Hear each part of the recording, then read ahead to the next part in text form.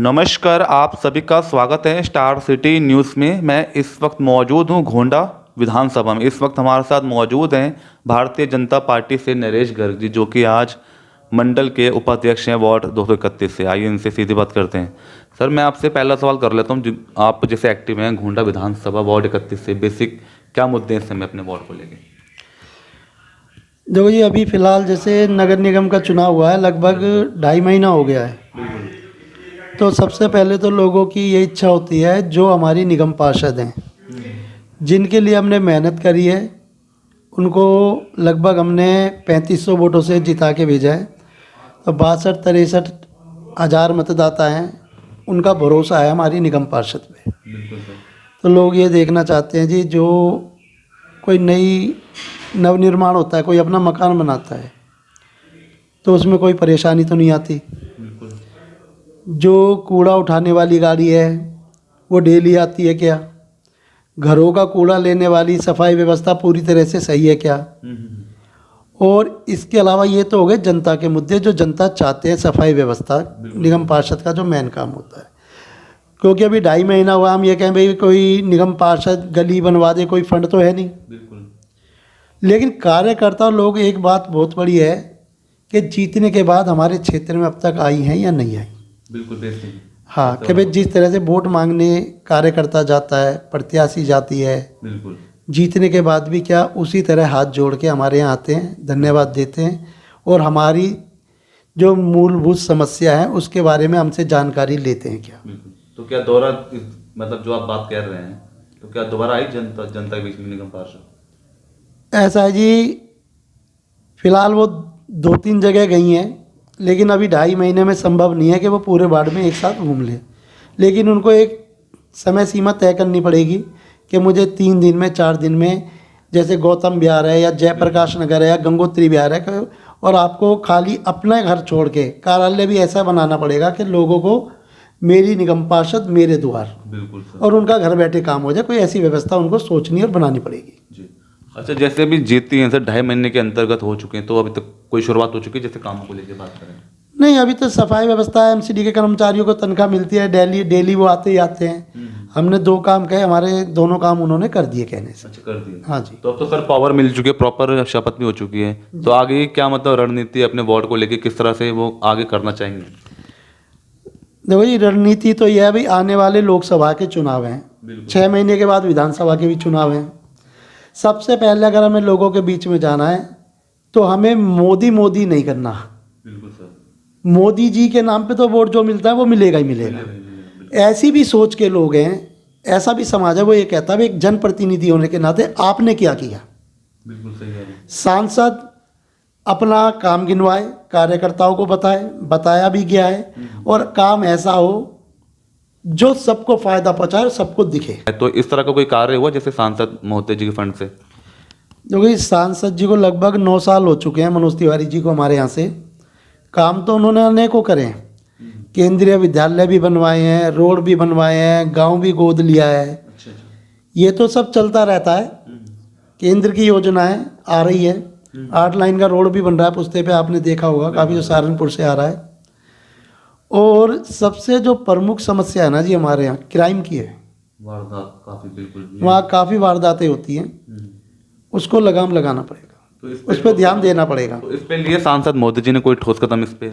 देखो जी, हम तो सांसद महोदय जी से निवेदन करना चाहेंगे आपके चैनल के द्वारा, जो डीसीपी लेवल कमेटी है उसके अंदर ऐसे लोगों को लेके आया जाए जो कोई वारदात होती है प्रमुखता के साथ डीसीपी को, एसएचओ को लेके उस मामले को सुलझाए, और उनको कम से कम क्षेत्र में डीसीपी जी या एसीपी का दौरा भी करवाए। बिल्कुल सर।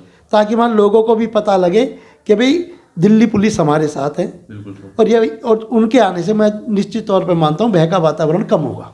अच्छा सर, पार्टी से जुड़ के आपकी जो भी एक्टिविटीज़ हैं, अभी किस किस एक्टिविटी पे आप काम कर रहे हैं? तो भाई, हम तो एक सामाजिक कार्यकर्ता हैं, भारतीय जनता पार्टी गोंडा मंडल में उपाध्यक्ष की जिम्मेदारी है। बिल्कुल सर। तो कोई भी समस्या होती है, मान लो कोई विधवा पेंशन है या हैंडीकैप पेंशन है या सफाई की होती है या किसी का मकान बन रहा है, कोई परेशान करता है, यही प्रमुख समस्याएं होती हैं। कोई लाइट की है, कोई स्ट्रीट लाइट ख़राब हो गई वो सही करवाना है, ये सब काम हम अपने जनप्रतिनिधियों के द्वारा करवाते रहते हैं। अच्छा, विधायक महोदय जी को लेकर सर बात कर लेते हैं। गोंडा के विधायक हैं, क्या काम अभी तक हुआ, किस तरह की शुरुआत हुई क्षेत्र में? कि विधायक जी को आज तक फंड ही नहीं मिला तो काम क्या होगा।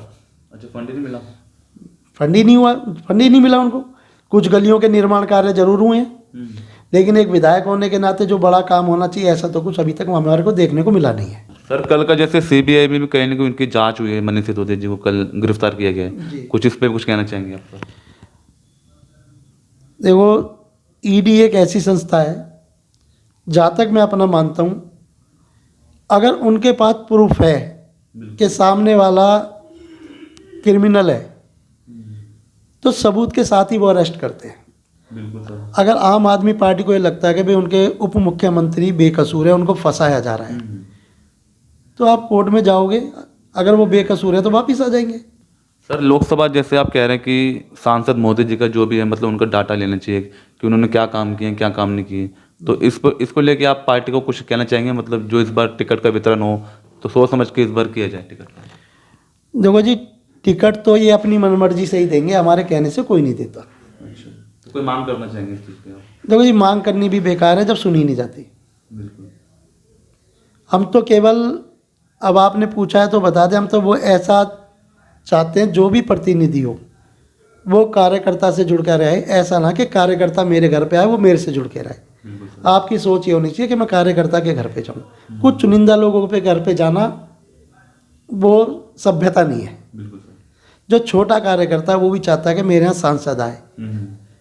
जो जैसे हमारी पार्टी में बूथ अध्यक्ष है, पंच परमेश्वर है, खंड प्रमुख है, मंडल के प्रकोष्ठों के मोर्चों के पदाधिकारी हैं, तो ये तो हमारे जो जिला है, जिले के लोग हैं या हमारे चुने हुए प्रतिनिधि हैं, उनको भी सोचना चाहिए कि भाई जो छोटे से छोटा कार्यकर्ता है, हमारे सांसद भी उनके यहाँ पहुँचे और वो लेके तो यही लोग आएंगे, यही बताएंगे। क्षेत्र बहुत बड़ा है, सबको वो जानते भी नहीं है। जी सर, जिस तरह राहुल गांधी जी कर रहे हैं भारत जोड़ो यात्रा, तो इससे भी कुछ इफेक्ट पड़ सकता है? देखो जी, मेरा अपना ये मानना है, उन्होंने नाम दिया इस यात्रा को भारत जोड़ो यात्रा, मेरे हिसाब से ये थी कांग्रेस जोड़ो यात्रा। जो कांग्रेस बिखरी पड़ी थी उसको इकट्ठा करने के लिए ये जगह जगह घूमे, कार्यकर्ता को इकट्ठा कराए, तो ये भारत जोड़ो नहीं, कांग्रेस जोड़ो यात्रा थी। अच्छा, तो इससे कुछ लगता है मतलब बीजेपी को इससे नुकसान होगा सर, जिस तरह जोड़ के चल रहे हैं? नहीं, बीजेपी को नुकसान अगर होगा तो हमारे जो चुने हुए प्रतिनिधि जहाँ क्षेत्र में काम नहीं करेंगे उससे नुकसान होगा, कांग्रेस से नहीं होगा। और जो अन्य पार्टी जो महागठबंधन के चक्कर में है कि हर पार्टी को मतलब एकजुट करके चल रहे हैं, मोदी जी को घेरने में लगे हुए हैं, तो इससे भी नुकसान होगा सर? हाँ, इससे क्या है जी, देश के अंदर काफ़ी ऐसी मानसिकता के लोग हैं जो कभी ये, जिन्होंने मन में सोच रखा है जी मुझे बीजेपी को वोट नहीं देना, चाहे वो कितना भी अच्छा काम कर ले, तो ऐसे लोग वो सारे एकजुट हो जाएंगे। उनकी वजह से चाहे हिंदुस्तान को नुकसान हो, हिंदुस्तान गुलाम हो जाए, चाहे यहाँ पे अर्थव्यवस्था चौपट हो जाए, वो उन्हीं ताकतों के साथ जाएंगे जो भारत को नुकसान पहुँचाएगी। अच्छा, और एक छोटी सी कोई अपील अपनी जनता में देना चाहेंगे सर? अब होली भी आ रही, तो इसमें कुछ मैसेज देना चाहेंगे? सबसे पहले तो मैं सभी देशवासियों को भारतीय जनता पार्टी गोंडा मंडल की तरफ से होली की हार्दिक शुभकामनाएं देना चाहता हूँ, और सबका होली का जो त्यौहार है वो खूब अच्छा बने और सब मिलजुल के मनाएं। जी। तो ये हमारी सीधी बात नरेश गर्ग जी से, स्टार सिटी के साथ मैं जितेंद्र गुप्ता।